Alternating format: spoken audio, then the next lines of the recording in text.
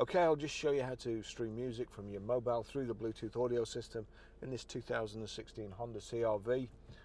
Menu's just on home here. We go up to music, select a record. You'll see there it's already showing Honda HFT.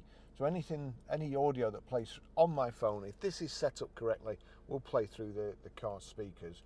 I've got it turned down at the moment because you have problems with YouTube copyright if you play too long. But it's on home, over to the system, click audio, no device connected. Now that's coming up with source. You'll see there that's on USB. That's what we want, Bluetooth here. So we click on Bluetooth. That's showing the track that's playing. I always go to turn it up with the heater control. Your volume control's here. So if I turn that up and then turn this up here, that's it. That's how you play music.